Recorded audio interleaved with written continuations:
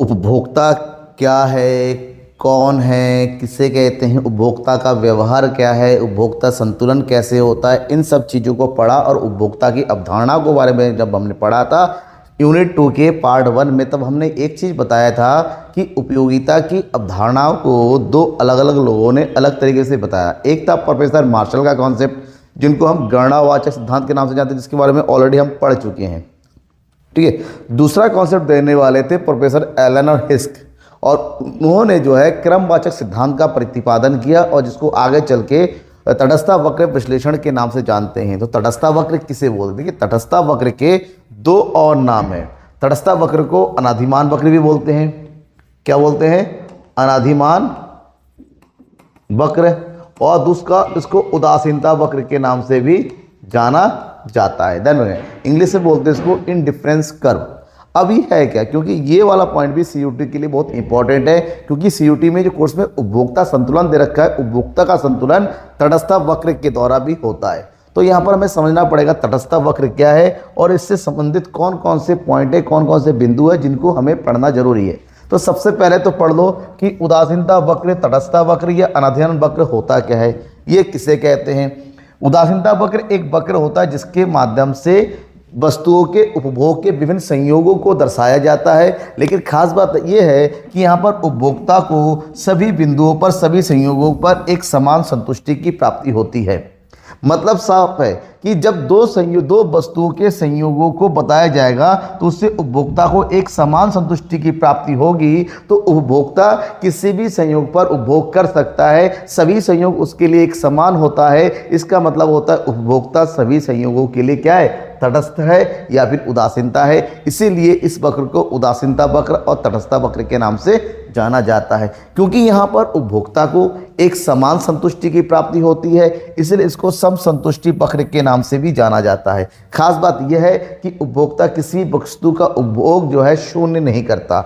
इसलिए यहाँ पर जो बजट, यहाँ पर जो सेट बनता है उदासीनता वक्र का, ठीक है, जो सूची तैयार होती है वो इस प्रकार से होती है कि यहाँ पर दोनों वस्तु का उपभोग करना है, वस्तु x का भी और वस्तु y का भी, किसी को भी शून्य नहीं कर सकते क्योंकि दोनों का उपभोग करना है। तो यहाँ पर एक वस्तु की उपभोग की मात्रा को हम बढ़ाते चले जाएंगे तो दूसरे वस्तु की उपभोग की मात्रा में हमारी कमी होती चली जाएगी। ऐसे में जब इसको रूपांतरण करेंगे वक्र के माध्यम से, वक्र कुछ इस प्रकार से ऊपर से नीचे की ओर गिरता हुआ होगा।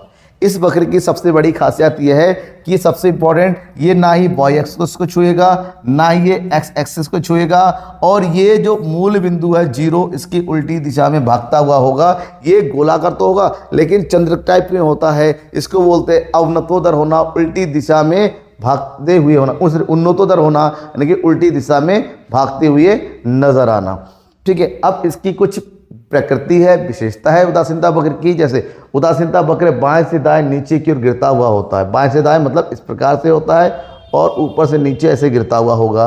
उदासीनता वक्र मूल बिंदु की ओर उन्नतोदर होता है। ये मूल बिंदु है, इस मूल बिंदु के उल्टी दिशा में भागता हुआ होता है। दो उदासीनता वक्र कभी भी एक दूसरे को नहीं काटते हैं। ऊंचा उदासीनता वक्र जितना ऊंचा होगा, उदासीनता वक्र जितना भी ऊपर की होगा, उसका संतुष्टि का स्तर भी उतना ही अधिक होता है। बात करते हैं सीमांत प्रतिस्थापन दर की। सीमांत प्रतिस्थापन मैंने अभी बताया कि जब हम दो वस्तु के उपभोग करेंगे, एक की मात्रा को बढ़ाएंगे तो दूसरी की मात्रा में कमी करनी पड़ेगी, यानी कि एक की मात्रा दूसरे में शिफ्ट होती है। मतलब वह दर जिस दर पर व्यक्ति एक वस्तु की अतिरिक्त इकाइयों को दूसरे वस्तु की अतिरिक्त इकाइयों के बदले में प्रयोग करता है, उस दर को सीमांत प्रतिस्थापन दर बोलते हैं। इंग्लिश में बोलते हैं मार्जिनल रेट ऑफ सब्स्टिट्यूशन, और शॉर्टकट में इसको बोला जाता है MRS। तो इसको कैलकुलेट करने का तरीका होता है, जिस वस्तु की मात्रा में कमी होती है, यानी कि वस्तु x की मात्रा में होने वाली कमी डिवाइडेड बाई जिस वस्तु की मात्रा में वृद्धि, उससे डिवाइड कर देते हैं।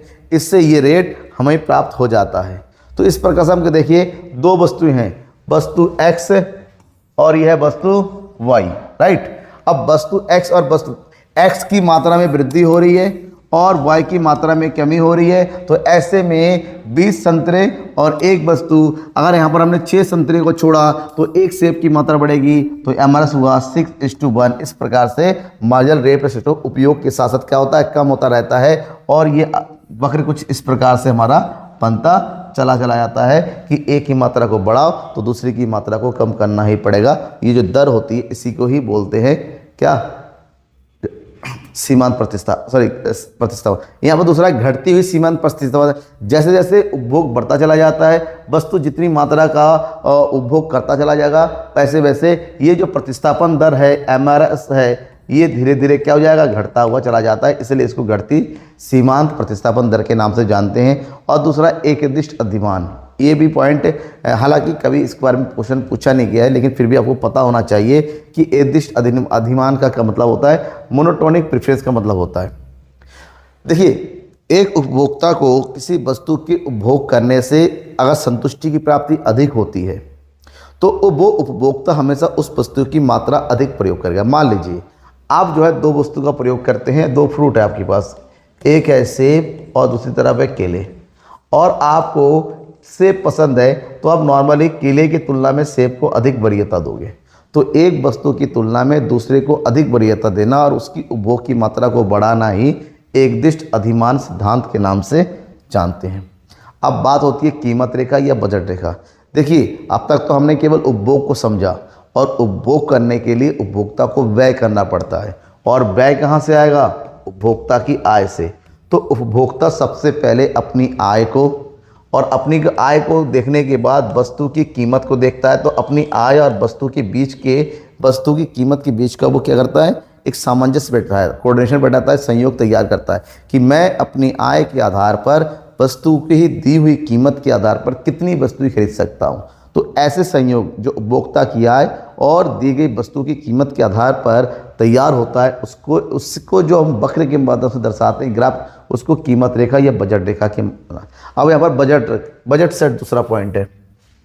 बजट सेट दो वस्तुओं के उन सभी संयोगों का सेट होता है जहाँ पर उपभोक्ता अपनी दी हुई आय और वस्तु की बाजार कीमत के अनुसार खरीद सकता है। और बजट सेट तैयार करने के लिए बजट रेखा फार्मूले का प्रयोग किया जाता है, जहाँ पर एक वस्तु की मात्रा और उस वस्तु की कीमत, दूसरी वस्तु की मात्रा, दूसरी वस्तु की कीमत आपस में गुणा करके जोड़ दिया जाता है और इनका टोटल उपभोक्ता की आय के बराबर होता है। अगर हमारे पास 100 रुपये है और 100 रुपये के माध्यम से हम दो वस्तुएं खरीदना चाहते हैं, वस्तु X और वस्तु Y, तो दोनों की कितनी मात्रा खरीदेंगे, इसलिए देखेंगे वस्तु X की कीमत, मान लो वस्तु की X की कीमत 20 रुपये है और इसकी कीमत जो है 10 रुपये है, तो हमें Y भी खरीदना है और X भी खरीदना है। तो इसके लिए हम क्या करेंगे, 20 × 4, 80 रुपये यहाँ पर खरीद करेंगे, और यहाँ पर 10 × 2 यानी कि 20 रुपये यहाँ खरीद करेंगे। मतलब इसकी 2 यूनिट खरीदेंगे और इसकी 4 यूनिट खरीदेंगे। तो ये समीकरण बनता है, क्योंकि वो 100 रुपये ही खर्च कर सकता है। तो ये प्रकार जो समीकरण होता है और इसके माध्यम से जो भी सेट बन के तैयार होगा उसको हम बजट सेट कहते हैं। और बजट सेट के माध्यम से जो ग्राफ हम तैयार करते हैं, जो हम वक्र बनाते हैं, उस वक्र को जो है क्या बोलते हैं, वो जो वक्र बनता है, ये बजट रेखा की सबसे बड़ी खासियत है, क्योंकि आय हमारा एक समान रहता है। आय समान होने से ये ऊपर से नीचे की ओर बिल्कुल सीधी रेखा में गिरती होती है, एक समान और सीधी लाइन होती है जो दोनों ही अक्ष को छूता हुआ होता है, जैसा कि आप यहाँ पर देख रहे हैं। यहाँ पर दो वस्तु X और Y के संयोगों को दर्शाया जाता है। तो इसी प्रकार से बजट रेखा बनती हैं। और बजट रेखा की सबसे बड़ी खासियत ये होती है, बजट रेखा ऊपर से नीचे गिरती हुई होती है और एक सरल और सीधी रेखा होती है। अब बजट रेखा क्योंकि आय और कीमत पर निर्भर होती हैं, तो आय में अगर परिवर्तन हुआ और कीमत में परिवर्तन हुआ तो बजट रेखा में भी परिवर्तन होगा। बजट रेखा को कीमत रेखा के नाम से जानते हैं, इंग्लिश में बोलते हैं प्राइस लाइन और बजट लाइन। ठीक है, बस अगर उपभोक्ता, मान लो ये बजट रेखा है पहला वाला, फर्स्ट वन, और उपभोक्ता की आय में वृद्धि हो गई, और उपभोक्ता की आय में वृद्धि होगी, जाहिर सी बात है वस्तु की मात्रा बढ़ा देगा क्योंकि आपके पास पैसे ज़्यादा है। तो ऐसे में X को इतने खरीदेगा, Y को इतना खरीदेगा, और इसके माध्यम से जो नई बजट रेखा बनेगी ऊपर की ओर से, और उपभोक्ता की आय में कमी होने पर बजट रेखा नीचे की ओर हो जाएगा इस प्रकार से। दूसरा है वस्तु की कीमत। अगर वस्तु की कीमत में परिवर्तन हो, कीमत में परिवर्तन के भी दो कारण है, दो, एक केवल X में परिवर्तन हो, तो अगर केवल X की वस्तु की कीमत में परिवर्तन होता है तो X की मात्रा अगर कम हो जाती है तो उसकी मात्रा ज़्यादा खरीदेगा, और वहीं पर अगर Y की परिवर्तन हो तो Y की मात्रा ज़्यादा खरीदेगा। इसका मतलब होता है किसी वस्तु की कीमत में परिवर्तन होने से भी उपभोक्ता का बजट बदलता है।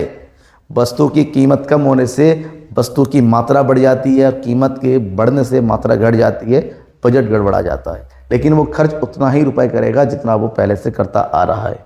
ठीक है, ये तो तमाम बातें होगी उदासीनता वक्र बजट। देखिए, प्रत्येक उपभोक्ता चाहता है कि अपने आय के आधार पर वस्तु को खरीदे और खरीदने के बाद उसको संतुष्टि मिले। संतुष्टि को दर्शाता है उदासीनता वक्र और उसके बजट को दर्शाता है बजट रेखा। तो जब उपभोक्ता के संतुलन की बात होती है ना यहाँ पर, तो बजट रेखा और उदासीनता वक्र यानी तटस्थ वक्र दोनों के आधार पर एक उपभोक्ता संतुलन। तो हमें समझना पड़ेगा उपभोक्ता संतुलन क्या होता है।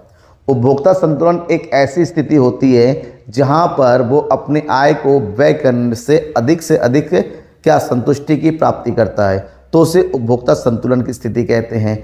बजट रेखा क्या होता है, आय और वस्तु की कीमतों के आधार पर निर्धारित होती है।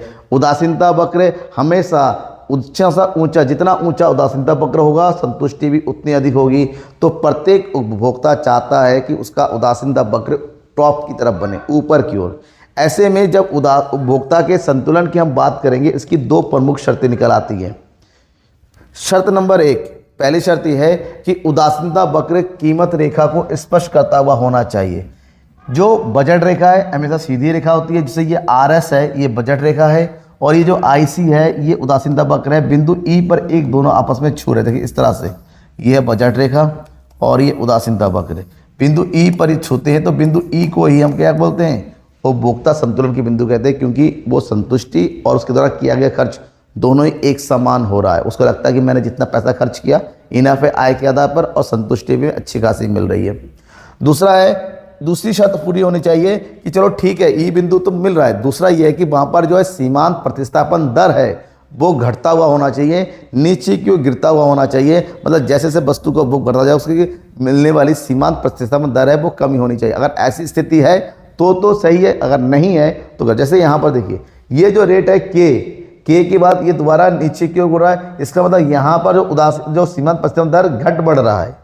घट बढ़ने मतलब ये स्थिर नहीं है, लेकिन बिंदु ई पर जो सीमांत प्रतिस्थापन दर है उदासीनता वक्र का, ये देखिए घटता हुआ चला जा रहा है, घटता चला जा रहा है ना। तो यही बिंदु जो है हमारा उदासीनता वक्र के माध्यम से उपभोक्ता के संतुलन को बताता है, जो कि आपके एग्जाम के लिए इंपॉर्टेंट है। ये सारे पॉइंट ठीक है, नाम याद रखिएगा, उदासीनता वक्र के तटस्थता और रंधिमान वक्र के नाम से जानते हैं। कन्फ्यूजन है तो आप क्या करेंगे, आप इंग्लिश में देख लीजिएगा, इसको इंडिफरेंस कर्व के नाम से ही जाना जाता है। ठीक है, ये इसके सफरे। अब इसके बाद मैं आपको बताऊंगा इसी यूनिट नंबर 2 के सबसे ज़्यादा इंपॉर्टेंट और सबसे ज़्यादा एग्जाम में आने वाला पोर्शन मांग।